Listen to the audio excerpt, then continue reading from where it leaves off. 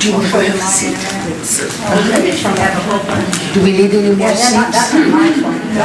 No, we're good? Or the guy that was up in Lakeport, he used to do that. Biff, there was a guy called Biff, he's the one that started me on the Lake County down there, probably 25 years ago. And him and his family were really into it. He did a lot of studying on them too. He was a guy down like kidney, some kind of kidney disease. Well, good afternoon and welcome to the Fireside Chats here at the Gibson Museum and Cultural Center. I'm Boris Brumfield and I'm president of the Friends of the Gibson Museum and also president of the Lake County Historical Society. Is this the first visit for any of you to one of our Fireside Chats? Yay! We have about half of you, close to half of you. This is your first Fireside Chat. Well, we're excited to have you. We've been doing these for about a year and a half now. Almost every month we have a representative from one of the exciting areas of Lake County. It gives you an opportunity to get to experience and ask questions and find out new and interesting things, or to actually express what you know of Lake County also. So it's a give and take event, and we truly appreciate that you're here to join us. The Gibson Museum is approximately 3.5 years old. About a year and a half ago, we became part of the county museum system, but the Friends of the Gibson, which is the agency or the organization that began the museum in the first place, still are very active in keeping things moving and helping people know that we are here. We have our staff person here who is with the county, and that is Casey Patrick.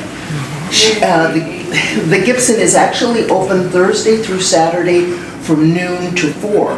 However, on the first Friday of each month in the summer, we have extended hours that will go from 4 to 9.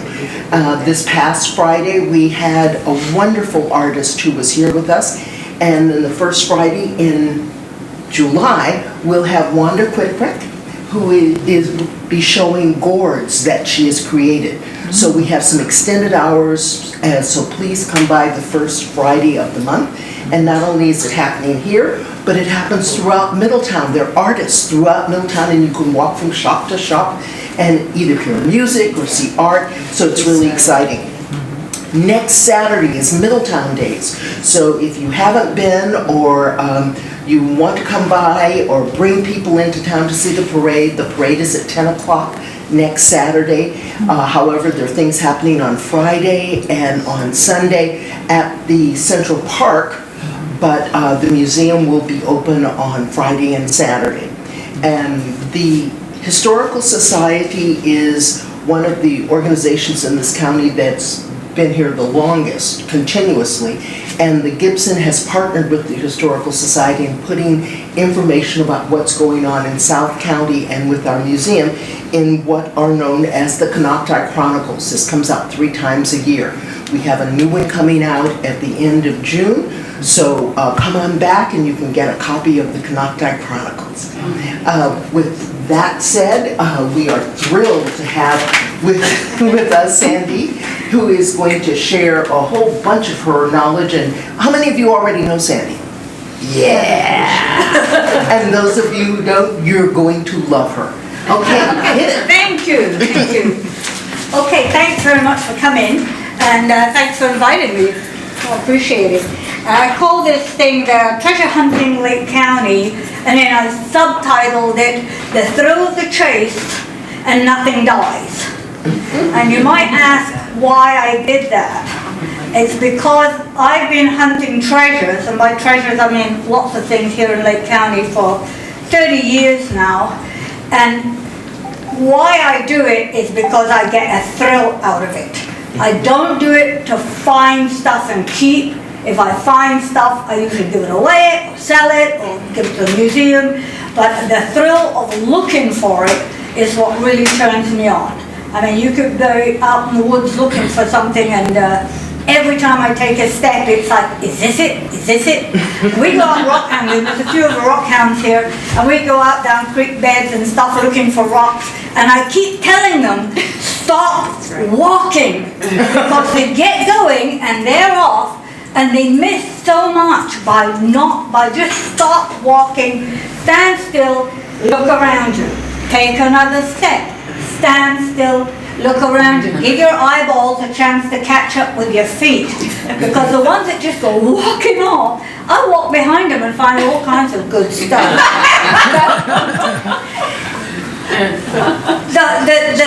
I don't know why it is I get this, and I've talked to a lot of guys who are hunters, and they tell me, what they tell me they feel is exactly the same thing. The sitting, the waiting, the anticipation, the hearing the deer walking through the woods, and then your heart starts to beat faster and stuff like that. And that's what I get when I'm out treasure hunting, whether it be rock hounding or whether it be with a metal detector. Every rock is going to be a treasure. Every tin can is going to be full of gold. And when I walk along, I'm talking to myself all the time. I'm saying, treasure, where are you? and I'm literally, people look at me because I'm crazy, because I'm talking to myself and anticipating that as I walk around the corner, there's going to be a big bag of loot sitting there just for me. So that's why I called it that by that title. It's because it's a thrill of the chase for me, and nothing dies. And the reason I got into it was because I worked for animal control, and everything died. Back then, I don't know what it's like now, because I just can't even go up there anymore, because it makes me sick to my stomach to think about it.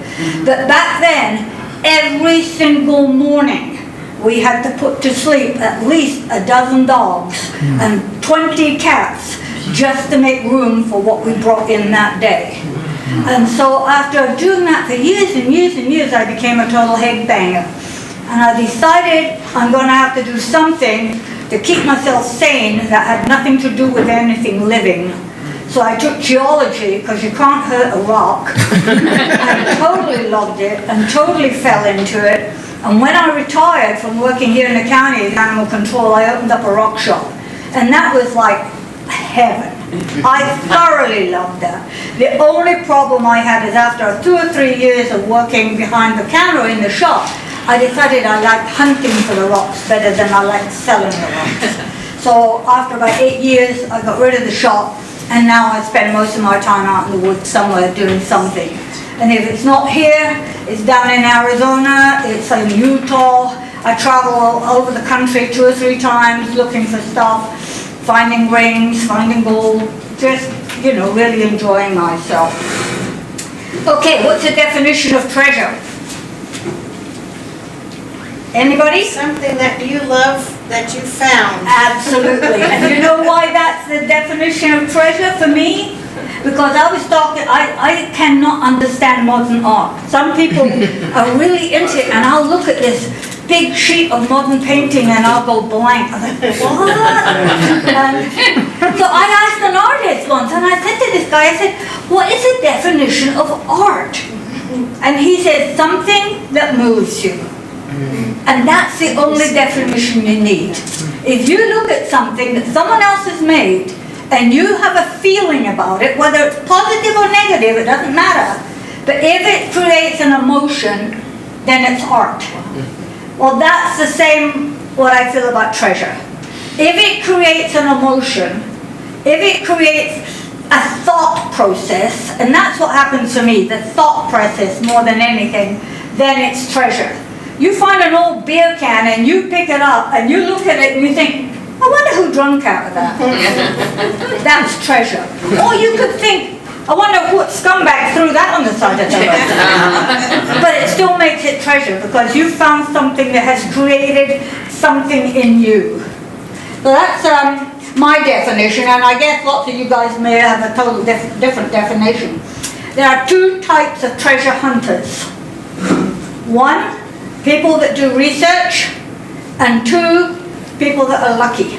And I can't tell you how many times I have researched and taken a friend with me, and I find nothing, and they find all the goodies. And I'm the one who's researched it. I'm the expert on the metal detector. And we get out of the car, and they step out their side, and there's a whole pile of silver quarters. And it just infuriates me to death.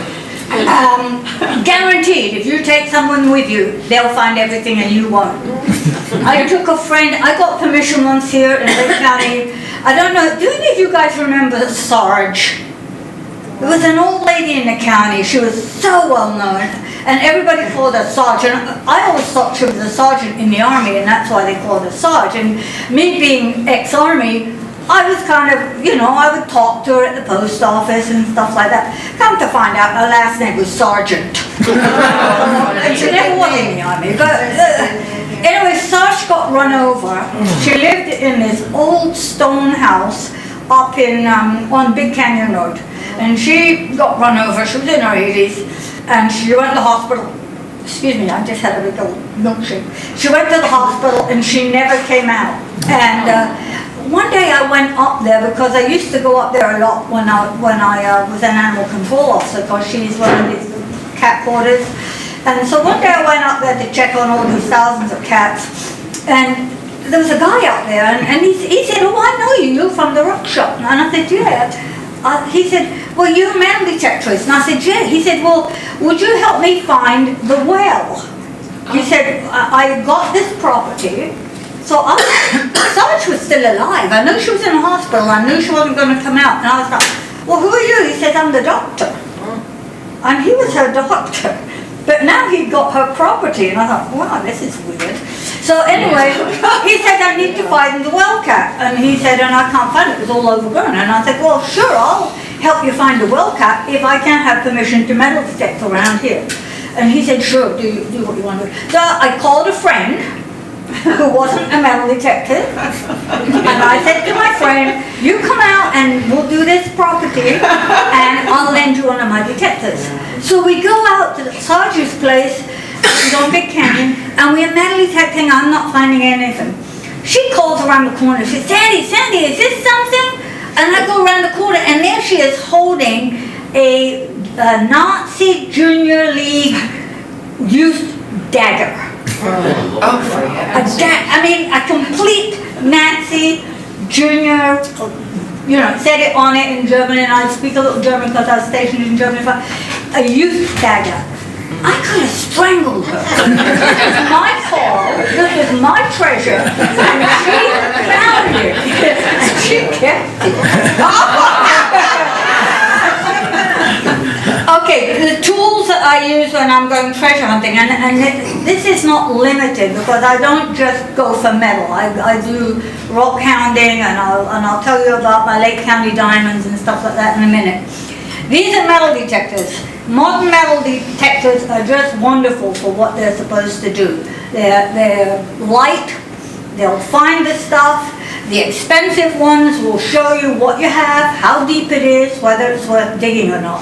When you first start out digging, treasure hunting, you absolutely dig everything you find. I mean, you'll have jars and jars and jars of pool can lids and stuff like that. But after a while, you get more discriminating, and you learn not to dig this and to dig that, not to dig this and to dig that. And so, but metal detectors, they're cheaper, but don't ever buy anything under $100. Those things that you get at the big G or whatever it is, big sports thing, they're toys. You want a Garrett's or a White's. White's is a good company. They're here in California. And this one here, about secondhand is good. And this is very old. This is an oldie. And this is my gold detector. And the reason I keep it and don't go with a big modern one is because I can super fine tune it. This one's super fine tuned, and with a gold detector you need that because you'll always find gold in mineralized soil. So you need something that's going to take out all that screaming from the little bits of red earth and the mineralized soil that you're going to be detecting in. And these are my little gold finds for this year. Wow. And I found some little tiny specks of gold just panning up on the Feather River with Mike and Dale, and they saw how excited I get. and I mean, I literally needed this to see them, but I found them, and that was a lot. One of the things I didn't bring, but you should always have, is a rock hammer. They call them a geopick. I don't know why. A regular hammer does the same thing. The only thing, you don't have that pointy bit on it, and it don't look so cool. I mean, when you're out with one of those, you look cool, but you walk out with a framing hammer, you don't look so cool. I don't know why. Did you know why? I don't know why. Except they can charge you twice as much because it has a little pointy bit on it. But you don't look cool, and you've got to look cool. So you've got to have a rock hammer. This, let me show you this tool, and then we'll get to what's in Lake County. This tool is the best. It costs $36. They're made out of aircraft aluminum. They're very, very strong, and they're called a gem scoop. And this is super because not only can you use it as a walking stick, you can scoop rocks out of wet rivers and stuff. You can turn things over with it, and you can take the heads off rattlesnakes. So, I mean, it's a really handy thing, and I would suggest anybody who's even walking around looking for rocks to get one of these. And what's it called? They're $36. Any of the you go into, just put it on the computer, gem scoop. Gem scoop. And it will come on. But you know, when you're old, you can pick things up and look at them. What about the rattlesnakes? And you can take the heads off a rattlesnake. I have. Yeah. Oh yeah. Wow. This here is a sand scoop. When you're on the beach, you just scoop in the sand, and it has a magnet on the bottom, so the ship stays on the magnet. Okay, what about Lake County? Here in Lake County, not only do we have a lot of history, and I have found a lot of stuff by studying the history of Lake County, we have a couple of treasures that have never been discovered that I'm still kind of looking for. I don't know if I'll ever find them, but it's fun to look. One is way back in I think it was 1874, 75, something like that. Two guys robbed a bank over in Sonoma County. They got $2,000, it's reported, they got $2,000 in gold. Now, if you've ever picked up a regular gold coin and seen the weight of it, and $2,000 in, I mean, just $2,000 in pennies or quarters would be heavy. But in gold, which is really, really heavy mineral, it was a lot of weight. Anyway, they got chased from Sonoma up through Calistoga up into somewhere in the Lewis, Lewis Stevenson. Yes, they were in there, Lewis Stevenson State Park. And they were caught in the Lewis Stevenson State Park. They were chased by a posse. And this is all documented. They didn't have the gold on them. And so the assumption is that somewhere in the Robert Louis Stevenson State Park, they dumped these bags of gold because their horses just couldn't carry them anymore. I mean, they were so heavy. So somewhere in Louis Stevenson State Park, there's some bags of gold from a bank in Sonoma County. Or there's some very rich posse. But they caught the guys, and that's in the papers and everything, but no one's ever mentioned anything about what the gold is. It's just, it was never found on them. The other big treasure in Lake County was, I don't know if you know anything about the Great Western Mine. The Great Western Mine and the Mirabel Mine were two of the most busy mines in Lake County back in the late 1800s. And they had payroll come over the mountain by stagecoach, by Wells Fargo. And a guy called Bill Stoddard was the stagecoach driver. And one day when the mines were going under, they were really having a hard time. And the stagecoach was robbed when it was coming over to Lake County, and it had the box was the payroll for the mine. And at that time, the Great Western was going under. Now, the Roca family, Andrew Roca and his wife Mary Roca at that time were the supervisors of the mine, and it was going under. The Mirabelle was almost gone. Anyway, they were robbed, the stagecoach was robbed, and the box was taken, and the payroll was gone. But Wells Fargo was very good at reimbursing. So they reimbursed them the money, and they were able to save the Mirabelle. I mean, the Great Western. The Mirabelle then went under, but the Great Western was able to meet payroll, and it was saved. Shortly after that, the Rocas quit the mine and bought the Helena mine, which is further up the canyon. And they quit working at the Great Western. They're both buried actually in the cemetery there in Middletown. I guess they were quite a well-known and popular family. But going back to before the robbery, about 2 weeks before the robbery, Black Bart was getting out of prison down he was in Santa, where was he? He was in San Quentin. yeah, the prison down outside of San Francisco. San Quentin. That's right. He was in San Quentin, and there was an ad put in the paper like a week and a half before the robbery, saying, "Black Bart, when you get out of prison, I have a proposition for you. Meet me at such and such a hotel." Oh my goodness. With the initials M.R. And no one knows what it means or anything. And of course, you know, me being like nosy, I was like, interested in it. And so I thought, Mary Roca. So, you know, putting two and two together. Now, a week and a half later, the stagecoach gets holed up. And about 2 months after that, the Rocas go and buy this other mine. Where'd they get the money from? And so, you know, I thought, wow. At the same time, there was this guy in the town of Middletown, and they never mentioned his name, who goes nutty, and they lock him up in Napa. So then the sheriff goes down to Napa and interviews him, and he's in the nut house at Napa, and he fesses up to the robbery. And so it comes back, it goes into the paper, and I mean, we're talking about a lot of money. The whole payroll for the mine was in there. And so the sheriff comes back and says, "Oh, they're never going to find that money. This guy's fessed up to the robbery," and he gave it to a hooker. I mean, two big bags, you see her walking down the street. She may have had big bags, but they weren't on her back.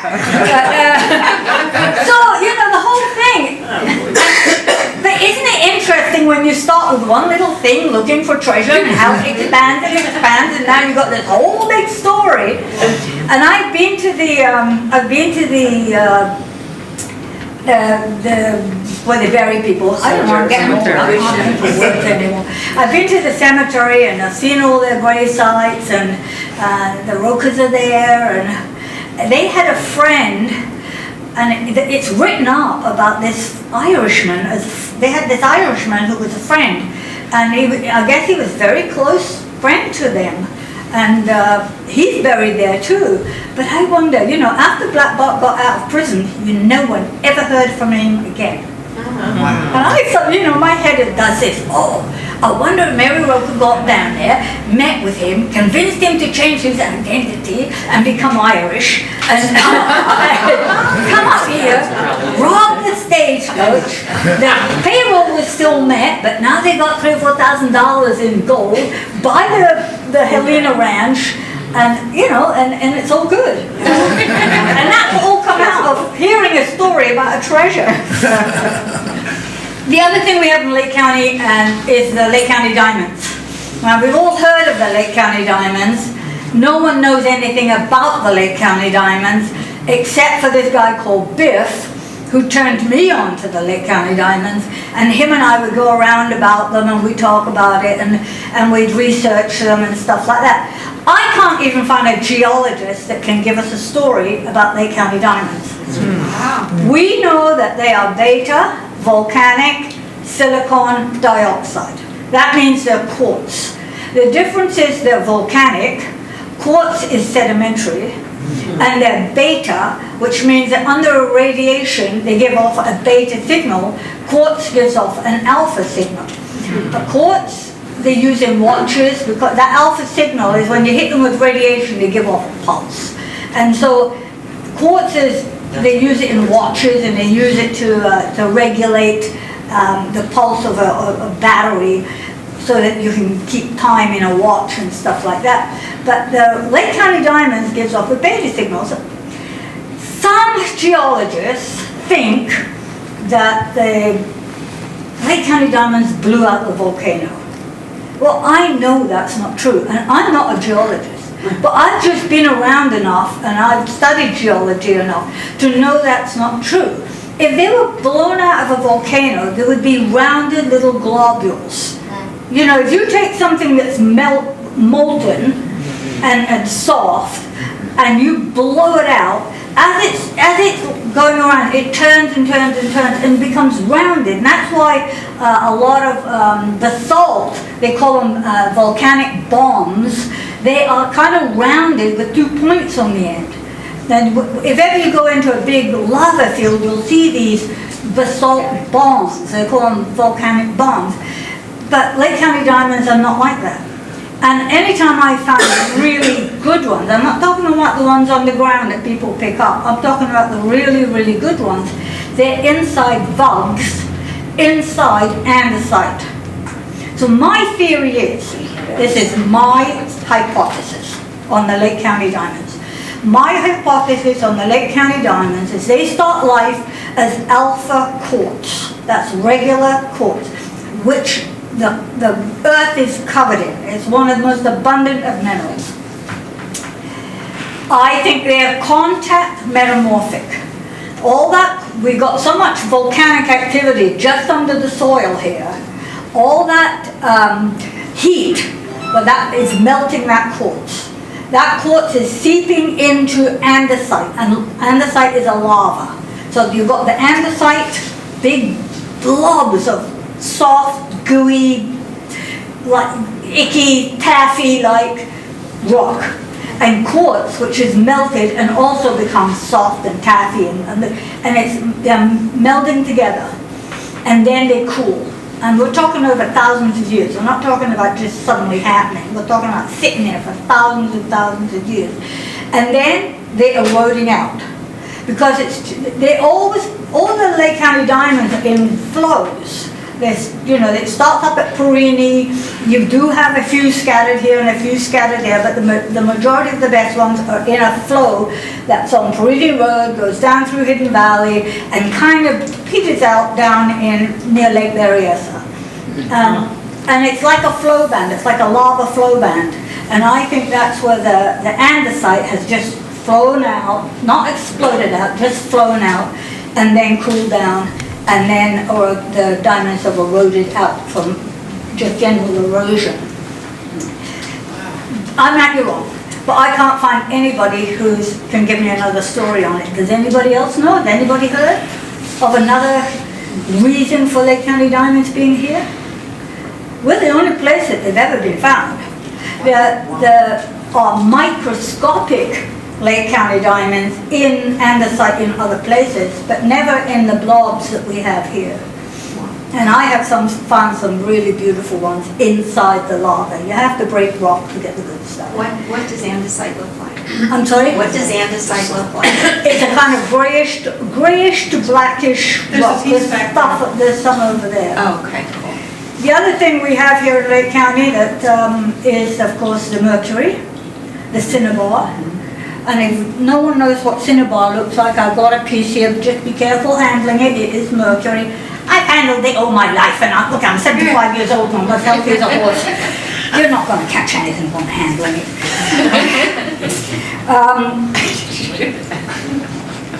And I have, let me tell you a story about the Lake County Diamonds when I was hunting Lake County Diamonds. Before Snows Lake Vineyard went in, anyone can go up there to the orchards. It was a big part of orchards, and the little lake that was there. And Mrs. Perini, who owned all the land, she was 1,000 years old, and she didn't care. In fact, at one time she even had she opened up like a little tea room, and you could go and buy a cup of coffee from her and go look in her fields. Then Snows Lake Vineyard came in, and they closed off the road. They actually took big boulders out of where the vineyard is and put them on Perini Road. Well, Perini Road is a public road.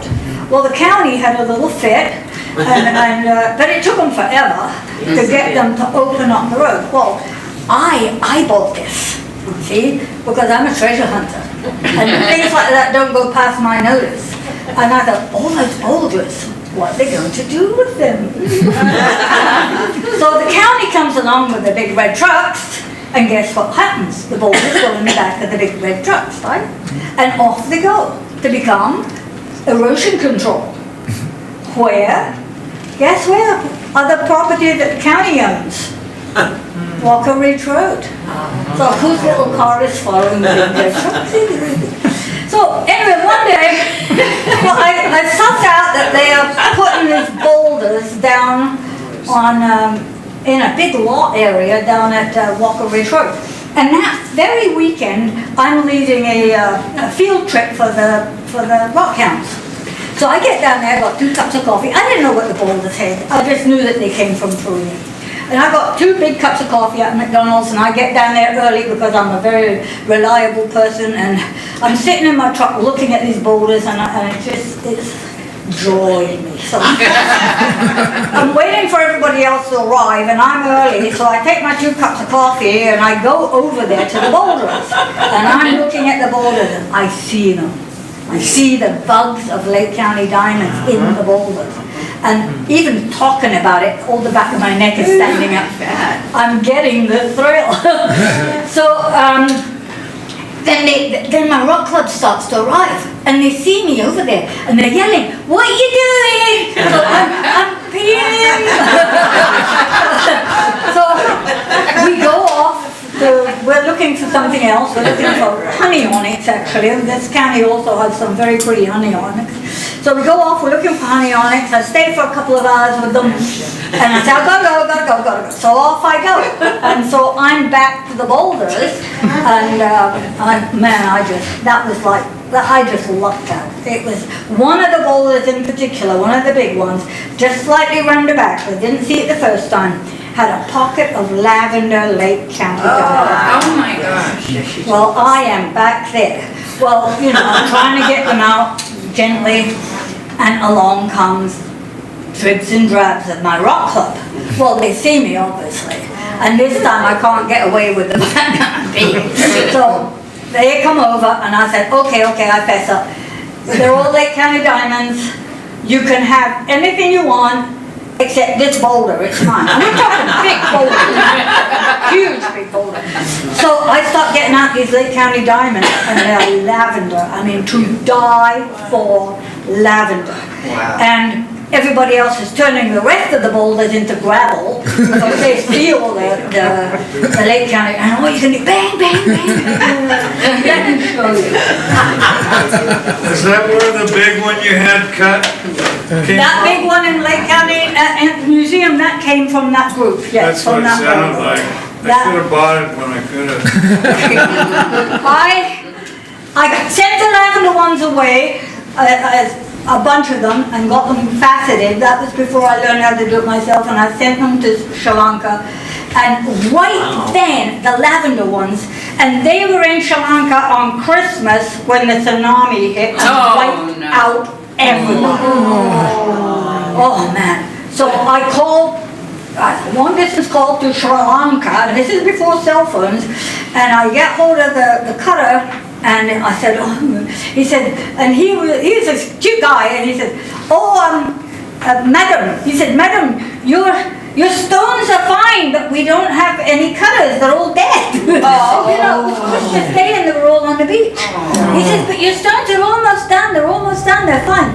And I said, well, I'm not worried about that now, how's your people? And he said, oh, terrible. So we had a whip around, we collected a bunch of money from the rock club, and we sent it over to the stone cutters, and then He would always call, he was a funny guy, he would always call me madam, and then I said, please don't call me madam, please call me Sandy. He said, okay, Madam Sandy. Yes. This is all I have left from that pile of lavender. They came back, I had 3 big stones, about this big, cut. Lots of little ones, but about 3 big ones, this big. And I thought, these are so rare, I'm not giving them away. No. So I set them into gold, and I put a price of $1,300 on all 3 stones. I sold one to a lady who was one of those women that have all the gold and the trinkets and everything at the casinos, and she wanted one, and she bought it for $1,300. That Saturday, a guy comes into my shop. He said, I hear you have Lake County diamonds and you've got big lavenders. And I said, where did you hear that from? He said, I'm from San Francisco. I said, you heard that in San Francisco? He said, yes. He said, I want to buy them. I said, I'm not giving them away. I said, I want $1,300 each for them. He pulls out cash. Oh. I mean, he saved my life. All my rent was paid, and I was able to get more inventory, and I was able to eat that week. But he's heard in San Francisco. Now, this brings up the point, while I've got you guys, and you're all from the Historical Society, and you, Doris, why the hell hasn't the county done something about Lake County diamonds? They had the perfect opportunity when Snows Lake Vineyard went in. They could have gone to Snows Lake and said, we will ease you in, you give us that hill as a county park. You know, they can't grow on the hill anyway, it's too slopey. But everybody's heard of Herkimer diamonds, and no one's heard of Lake County diamonds. And it's such a good resource. Yes. Is Herkimer here? Herkimer diamond is from Herkimer, New York. What's the difference between a Herkimer and a Lake County? Herkimer is a regular alpha diamond, an alpha quartz, and it grows with 2 points. Okay. It's called a double terminated quartz crystal. And you get little tiny ones that people make out of jewelry, and you can get big ones like this. The same with Lake County diamond. I have a Herkimer diamond. Yes. And every now and then it'll shed a little baby. A lot of people that, the people that believe in that kind of stuff, they like a Herkimer diamond. I know. Yeah. But everybody's heard of them, but no one said, we have never capitalized on them. I think my rock shop would not have survived without Lake County diamonds. Selling Lake County diamond jewelry is what paid the bills. People would come in with their kids looking at rocks and stuff, but all I ever heard from them was, oh, I got one of those in my yard. And then I'd tell them, yeah, I got coffee in my closet, but when I go to the coffee shop, I buy a cup of coffee. So is the Herkimer diamond more easy is it more easy to facet, the Herkimer diamond? Is it more easy to... No, it's the same as anything that's 7 to 8 on the most hardness scale. Okay. The Herkimer diamond is, you rarely see them faceted. Maybe it's because the double name. termination is what's Maybe it's the name, Herkimer. Maybe we need to have a name for our diamond. well, we do too, yeah, moon tears. Moon tears. But, yeah. Moon tears. Okay, have how are some we doing for golden time ones before I go with into the, more treasures? You have 20 minutes, 25. Oh, okay. I have some golden Lake County diamonds, little ones, they're old. The yellow I one? can see the yellow, yeah. Yeah, that yellow's rust. It's water that's got into the tiny microscopic little cracks, and it's iron oxide, which is basically rust. They're pretty. Another place here that I love treasure hunting in Lake County is Austin Park. You guys are all too young. Austin Park used to have a great big water slide that went right down into the water. Do you know how many silver coins I have been able to dig up under where that water slide was? Anything before 1964 in quarters and dimes was silver. If you go into, even today, I'll bet you I could go under there after the tide's gone out, and I would get on my shorts and my t-shirt, and I would go in there into the water where the slide was. And I found lots and lots of quarters and dimes, all before 64, because that slide went in, I think, in the 40s. And That's a great place for hunting. Along that beach area in Lucerne, that's another good place. I found a dagger there. And some guy who was an expert on historical weapons told me it was a Spanish dagger. Wow. And it was iron. And I pulled it out of the clay and it started to rust before my very eyes. And so I got quick as a bunny, I got a can of Verathane and sprayed the hell out of it with Verathane. Then put it into a plastic bag. That's now in the Schoolhouse Museum, if anybody wanted to go look at it. It's got an interesting S hilt and a typical Spanish thin handle, you know, what do they call it? But he said, that proves, he said it was always rumored that the conquistadors had made it up this far. And he says, that's a conquistador dagger. So, but anyway, so I put it in the Schoolhouse Museum because, like I say, I'm not into keeping. Anytime I've tried to keep a treasure, someone's ripped me off. And so I'm into the thrill of the finding. Other places I found stuff. Where was it?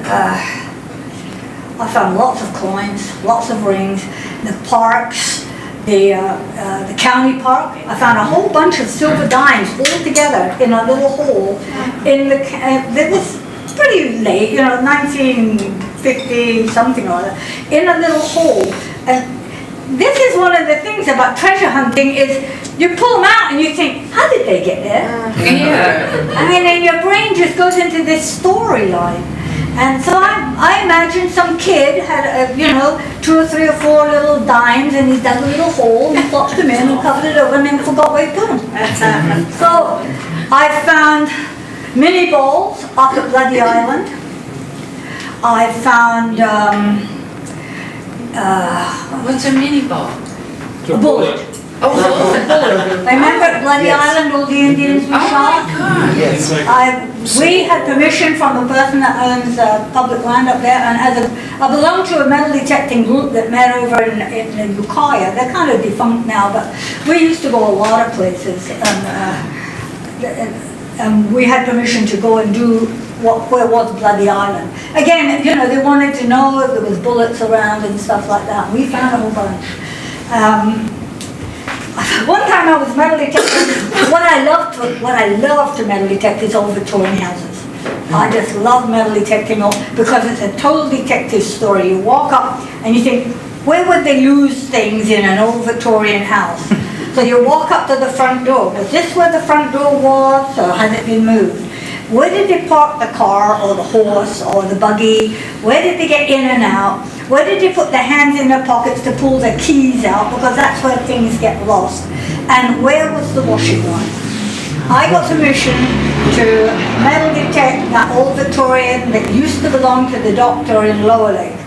And so I'm doing this, and I'm doing my little detective thing now. Where was this, and where was that, and where was that? And I'm looking around, and then I see a big old oak tree, and I look up the tree, and way up the tree, there was a wooden piece of wood, like that, nailed to the tree. That's the other end of where the washing line was. But this is 150 years ago. That tree's grown up since then.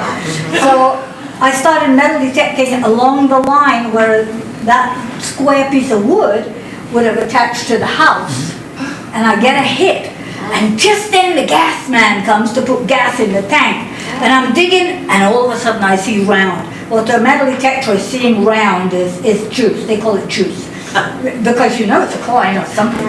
And so I see round, and I know it's good, and I pull that sucker out, and it said 1867 Standing Liberty Diamond. Wow. And it's in pristine condition. So it got lost. Before it had been jumbled around in pockets and penknives and everything else. And so I pulled that sucker out and just about the thrill of the chase.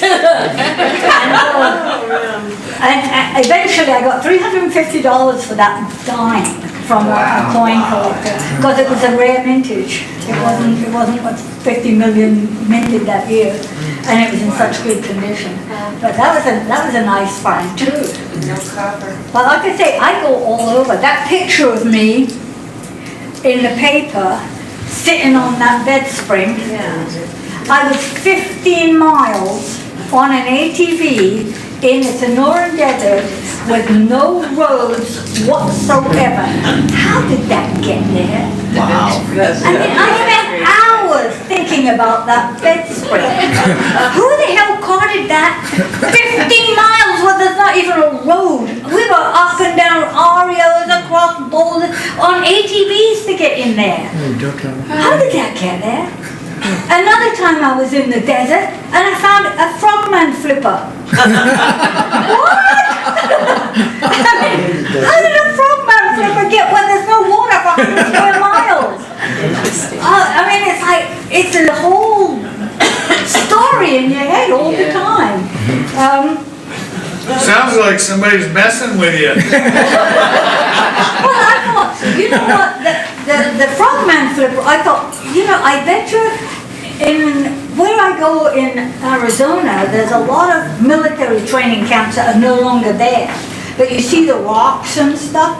Where I found the frogman flipper was nowhere near any of that.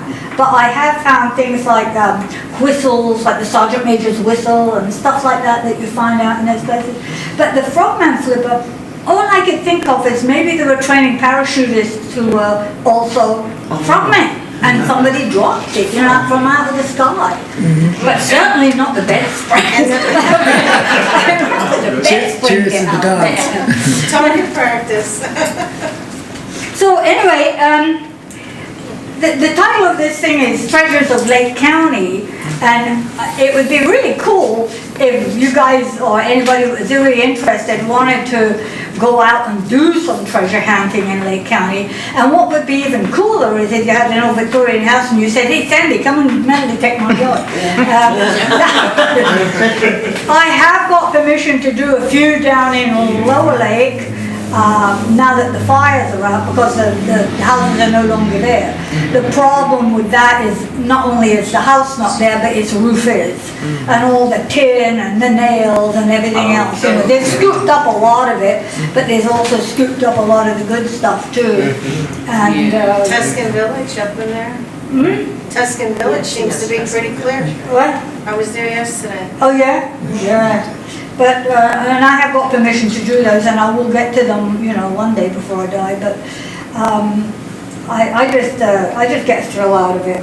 But anybody got any questions, and do you want to see some of my treasures? Yes. Yes. Okay, well, I told you this was, and this is the gold I found, and this is my, if anybody had stolen that, I'm afraid I'd have to do body searches on everybody. That's really pretty. The other thing we have here in Lake County is jade. We have some beautiful jade, Eel River jade. This is a piece of it. We have, anybody who's a fisherman, this is the amount of lead that I have picked up in Austin Park, Redbud Park, and the county park in the last year. Wow. Just this year? And just 1 year. This is 1 year's worth of lead. Wouldn't you think fishermen would be a little bit more careful? Yeah. And a lot of the times, there were hooks attached. And I get rid of the hook. The other thing you have to be very careful of here in Lake County, believe it or not, is needles. You know, and I've found needles in sandboxes, kids' sandboxes. Oh, yeah. I found live bullets in kids' sandboxes. Oh, yeah. This is this year's haul for pennies and coins.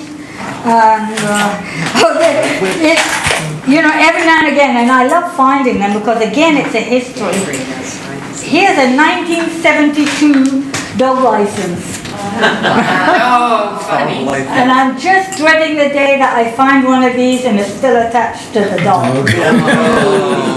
But there's a story. It's number 90. Dog license.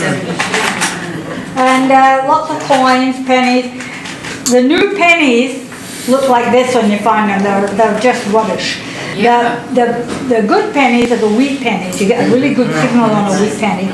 And I still to this day remember the first wheat penny I ever found. I thought I had found Nirvana. I tell you, it was, I remember finding it because it was my first. I remember finding my first gold ring. This is a kind of cool thing. See, everything's treasure. What is it? It's like a pool thing. When I thought it was for a toy.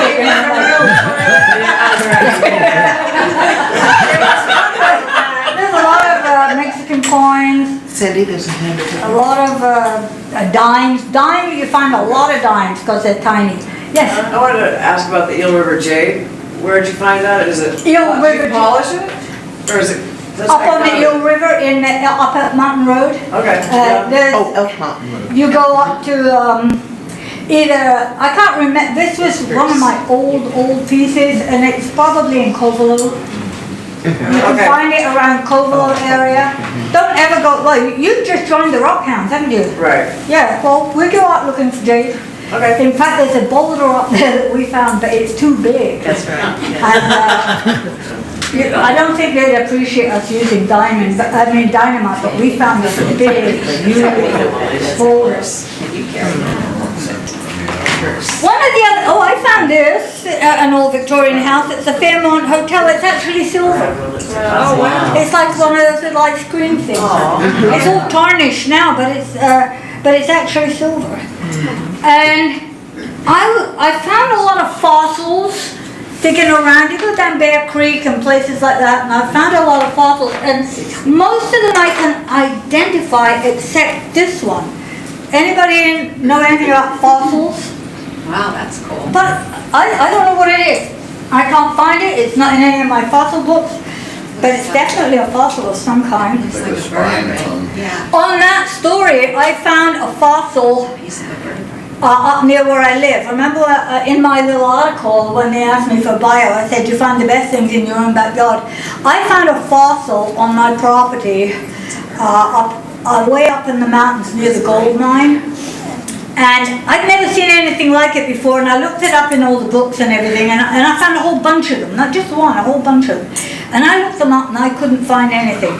And so this was in Dean Enderling. I don't know if you guys know Yes. Dean. Dean Enderling was the county geologist.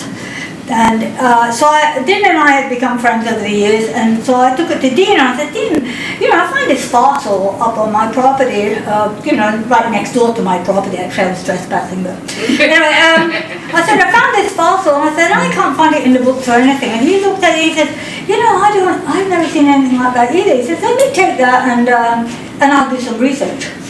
So off he goes with the fossil that I found, and you go on with your life. And so about 3 months later, he comes back to me and he says, Sandy, do you remember that fossil that you gave me? I said, yeah. He said, it's never been found before. It's a new fossil. Wow. He said, and I'm sorry to have to tell you they named it after me. And here it is. And I've had all kinds of geologists and geology students come to me and have me take them out to where I found this fossil, and they've written quite a few papers on it. It's called Lithomorphalus enderlini. Oh. And it's from a coal seep carbonate in California. And it says in here from Rocky Creek Road and where I showed him and everything. But I don't get one mention, and it was these things. Oh, he's younger than me, he needs the glory. This is an old book, but a really good book for treasure hunting. This is the book I read on the toilet, because it has got so much good information in it. And some of these old books are really, really good. Some of the information in here is just wonderful. Horrible black and white photographs, horrible old-fashioned metal detectors. Can you hold it up again? Hold it up again. Hold it up again. It's called Treasure Hunter's Let me Manual. zoom in. Wait, Yeah, there we go. I got it. Oh, what? Yeah. is it still in print? I doubt it. I don't think so, but it is so full of interesting and good information. This is another book all treasure hunters should have. This one is a 2008 because I'm too tight to buy a new one, and there's no good coins come out after 2008 anyway. So anything I find that's a 2000 something or other, it just goes in my change pocket. It doesn't go into my treasure box. But this is the one that it tells you all the good dates Even pennies have good value if you get the right date. This here I read from page to page because I wanted to know about Lake County diamonds or what other people thought. It has one line in the whole book about Lake County diamonds. To me, one of our most beautiful resources. And then of course, Jean's book, I've read that page to page 2. And the Malden papers. And I can't wait to get that. I want that on a disc. And there's so much information in there. They have been scanned. This one, this young man here was showing me his Lake County diamond and he was so proud of it. Eat your heart behind. This one's beautiful. Wow. It's bigger than a red box. Lavender. Have you ever found aquamarine one? I have not. You know, I never have. I had one guy tell me that he had one and I said, please show it to me. He never did. I know, well, back when I was a kid, a gentleman used to I've get never them out of seen rocks, one. and he had aquamarine ones. I've They were never seen beautiful.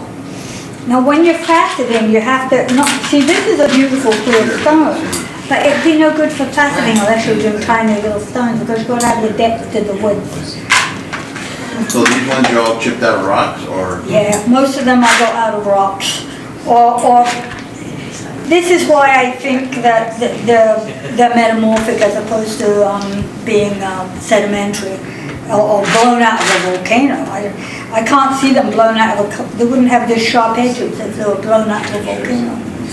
What's interesting with your theory is that I've looked for Lake County diamonds, and when you're looking for them, you find clear ones like this. Yes. You also find ones that are more quartz than they are this on the ground, right with them. So your theory, With quartz. Well, Yeah. cloudy looking, more cloudy. more cloudy. Oh, that doesn't mean to say, that just means they've got millions of cracks inside them.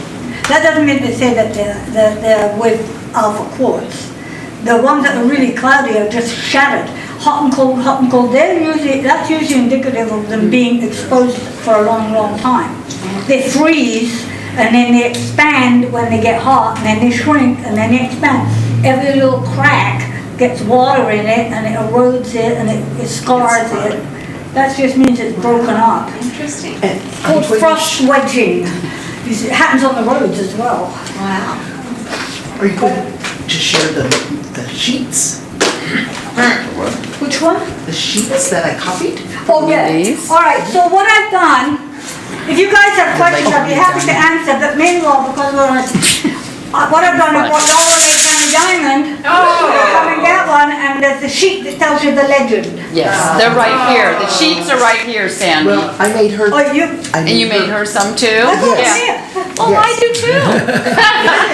I got extras. I gotta put them here, Oh, people here. so come and get one. Here's a little baggie, come and take a couple. Here's a little baggie, and there's a sheet that tells you the legend of the Lake County diamond. The Indians had a really nice legend about So it. just those, yeah. So Keeping here. just help yourself. I You're not getting my big realize one. And you're certainly not getting my lavender one. I'll fight you for that. This 75-year-old lady can become a real monster. And there's That's a fact. And there is some more rocks to look at here that are from Lake County, and you've probably got some here.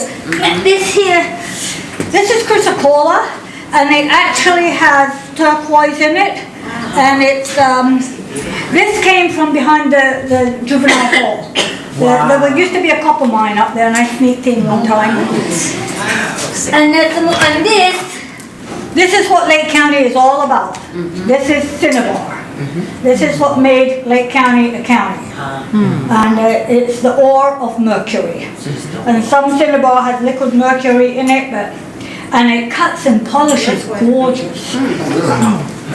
Okay, and then the rest you know. This here is called onyx, but it's not. It's Hitchcock Ranch, and it's a type of onyx.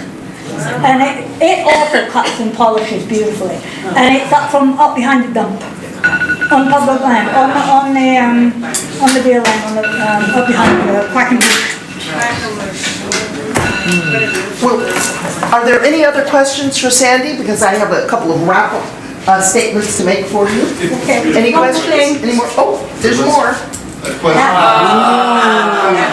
how they look when they're polished and cut and fastened. Beautiful. So where do you get that done now? Excuse me. Where do you get them cut now? I do them myself now. Really? Yes. And I learned the skill. Wow.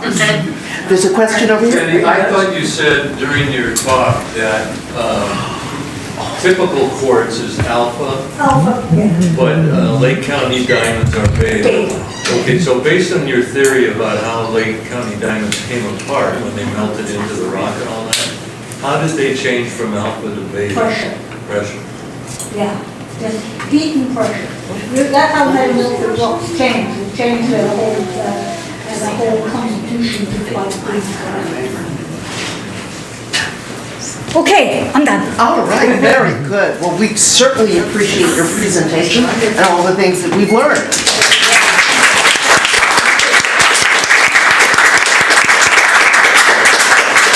We have a sort of a gift shop, a little mini gift shop over here with some books that have just come in on consignment. So there are a number of things available for you, but before you leave, definitely pick up your Lake County Diamond and the legend of it.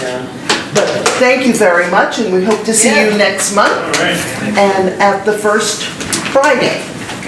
What's on the agenda? Oh, I'm sorry, you weren't here. First Fridays, we have extended hours throughout Middletown. They're artists. It's called Artist Walk on the first Friday of June, July, August, and September in Middletown. So the different shops will have either musicians or different kinds of artists or poetry, and it's throughout Middletown. Yeah. Sandy, I wanted to thank you. I'll just take these, I won't need. You take yours, I'll take your house, okay? It's going to be on here.